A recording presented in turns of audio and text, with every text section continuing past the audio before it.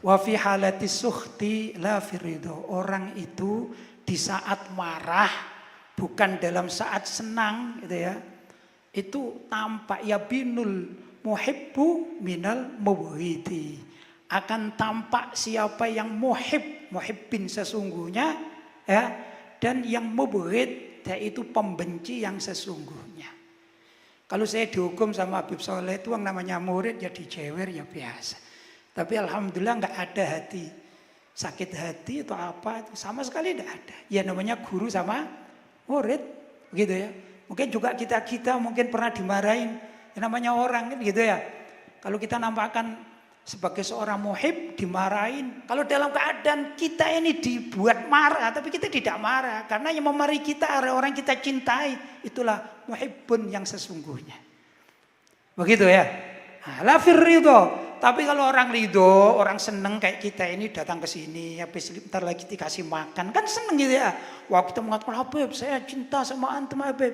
Biasa. Ada beberapa orang di antara kita ini kadang-kadang kalau disakiti langsung menampakkan marah, murka. Bukan itu saja. Bahkan mohon maaf ya, namanya manusia. Habis Shalal Idrus, kalau cari aibnya itu mungkin sejuta aib beliau punya. Aib itu apa sih? Contoh misalnya ya, ada gatal di sini, kan aib namanya. Ya ada. Yang gak ada aibnya cuma Nabi Muhammad Shallallahu Alaihi Wasallam yang gak ada punya aib.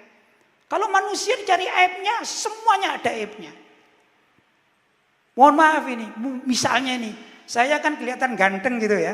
Sama nggak tahu punggung saya luka apa catu, enggak kan nggak tahu kan, ketutupan semuanya. Iya dah.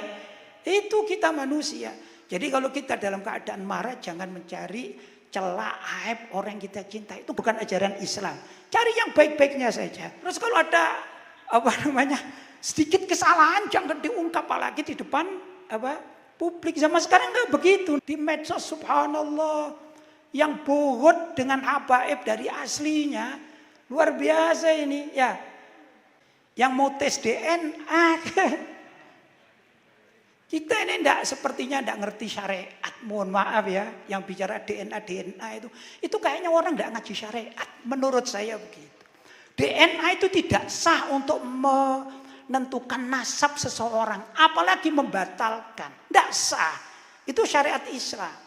Yang sah menentukan nasab itu adalah isyhar atau pengakuan dari masyarakat. Misalnya saya saja. Oh Lutfi ini anaknya Yai Basori, semua orang tahu, itu yang diakui. Apalagi kalau di Indonesia ada buku nikah, itu yang diakui, bukan tes DNA. Tes DNA itu gini loh, termasuk yang tidak sah. Maaf ya. Orang berzina punya anak. Sudah?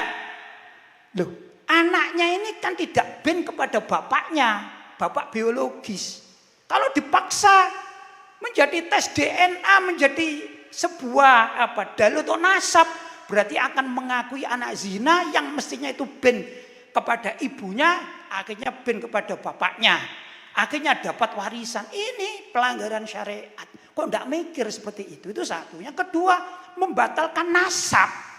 Itu namanya kena haddul qadzaf. Itu sama dengan menuduh suatu bangsa, gitu ya. Seperti Ba'alwi ini penzina semuanya. Na'udzubillah min dzalik. Haddul qadzaf itu mestinya dicambuk 80 kali itu. Itu kalau bagi orang yang belajar fikih syariat yang benar. Karena itu lisan kita jangan mudah loh ya. Kita tidak suka dengan seseorang, anggap saja oknum. Saya katakan, apakah tidak ada Ba'alwi yang nakal? Banyak. Loh kiai yang nakal dulunya banyak. Wong mantan mencuri tempe, mencuri yang di tengah tetangga-tetangga nyuri apa biasanya? Mangga. Ya dah. Itu kan masa lampu. Masih kecil kita, enggak ada, bukan yang sekarang dinilai. Lah ini kalau orang alim, bahkan ada yang meragukan apakah ada Ba'alwi yang bisa baca kitab. Guru saya alhamdulillah Al-Habib Zain bin Ibrahim bin Sumait. Saya ini belajar kepada beliau 3 tahun. Tatkala saya belajar di Abuya, ditaruh di Madinah, belum ada gurunya, dipanggilkan beliau ngajar. Loh, apa seperti beliau tidak bisa ngaji kitab? Kan unik gitu ya, karena tuduhan-tuduhan yang tidak berdasar. Belum lagi guru kita Al-Mukarram Sawa Al-Habib Soleh bin Ahmad Al-Idrus, bukan sekedar baca ngarang kitab bahasa Arab. Lalu terus tidak diakui. Karena itu menurut saya tesis-tesis zaman sekarang itu abal-abal menurut saya. Ya ikhwan, terakhir saya katakan coba baca kitab karya Imam Ibnu Hajar Al-Haytami. Beliau terang-terangan di situ di antara silsilah guru-guru beliau adalah dari Ali Ba'alawi. Itu gurunya Al-Imam Ibnu Hajar Al-Haytami. Beliau kurang lebih lahir sekitar tahun 1500 sekian satu itu ya. Siapa? Al-Imam Ibnu Hajar Al-Haytami. Yang kedua, Asy-Syaikh Yusuf bin Ismail An-Tabhani. Yang beliau itu lahir sekitar tahun 1800 sekian Masehi. Sudah ratusan tahun yang lampau. Kalau ini betul-betul beliau mengatakan dalam kitabnya As-Sahhun Nasab, ya, bahwasanya Alu Ba'alawi min as-sahhin nasab fid dunya.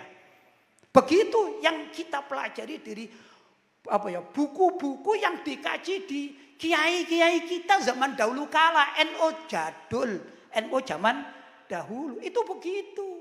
Ayo rujuklah kepada ulama-ulama NU zaman dahulu kala, gimana ajarannya Kiai Haji Hasyim Asy'ari, Mbah Wahab Hasbullah, itu yang diikuti.